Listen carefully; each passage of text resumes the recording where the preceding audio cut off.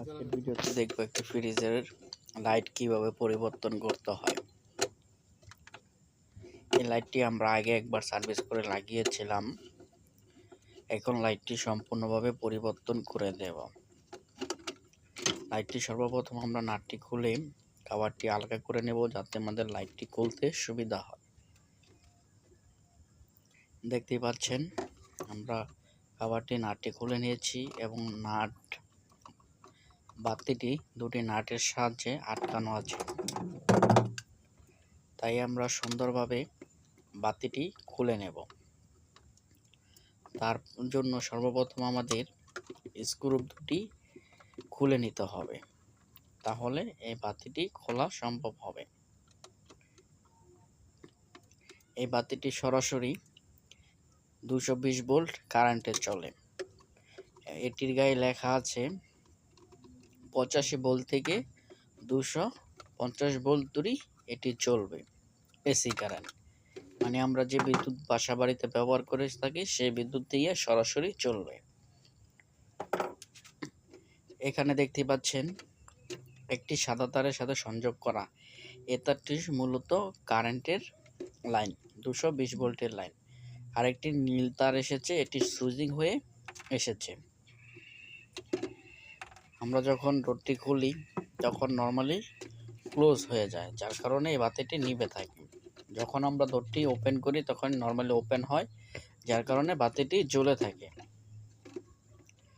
এখন আমরা বাতিটির সংযোগ বিচ্ছিন্ন করে বাতিটি বের করে নেব। দেখতে পাচ্ছেন আমরা বাতিটি বের করে নিলাম। এই সেই বাতিটি, এই বাতিটি বাজারে কিনতে পাওয়া যায়।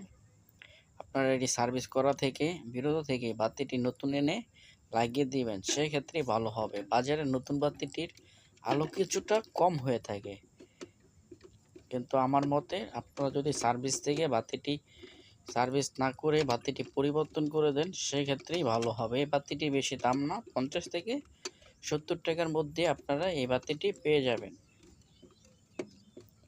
দেখতে পাচ্ছেন বাতিটি আমরা পূর্বেহীন অবস্থানে বসিয়ে দিলাম। এটি বসানোর পরে আমরা সর্বপ্রথম এটির যে দুটি নাট আছে সেই দুটি নাট ভালোভাবে লাগিয়ে টাইট দিয়ে দেব। দেখতে পাচ্ছেন আমরা নাটটি বসাতে গিয়ে নাটটি পড়ে গেছে, তাই আরেকটি নাট আছে সে নাটটি বসিয়ে নিচ্ছি। এটি লাগানোর পরে আমরা সে নাটটি খুঁজে খুলে নেব। দেখতে পাচ্ছেন আমরা নাটটি সংযোগ করছি, খুব ভালোভাবে টাইট দিয়ে নেবেন। এখন আমরা নাটটিকে পার করার চেষ্টা করছি এবং নাটটি পার করতে সক্ষম হয়েছি। এখন আমরা বিপরীত প্রান্তে নাটটি বসিয়ে টাইট দিয়ে নেব। দেখতে পাচ্ছেন আমাদের দ্বিতীয় নাটটিও লাগানো হয়ে গেছে। দ্বিতীয় স্ক্রুটি আমরা ভালোভাবে টাইট দিয়ে নিলাম। এখন যে কানেক্টরটি আমরা খুলেছিলাম সেই কানেক্টরটি সোজা করে নিচ্ছি, সেটি ক্যামেরা দেখানো হয়নি। কানেক্টরটি সোজা করে নেওয়া হয়ে গেলে এখানে আমরা যেভাবে তারটি খুলেছি সেভাবে সংযোগ করে দেব। বাতির দুটি লাল তারের সাথে আমরা সর্বপ্রথম একটি তার, যে কোনো একটি তার সংযোগ করে নেব। দ্বিতীয়ত নীল তারের সাথে আরেকটি লাল তার বাতির, সেটি সংযোগ করে নেব। দেখতে পাচ্ছেন আমরা দোনো তারটি সংযোগ করে নিচ্ছি। সংযোগটি আপনারা ভালোভাবে দিবেন যাতে কোনো লুজ কানেকশন না থাকে।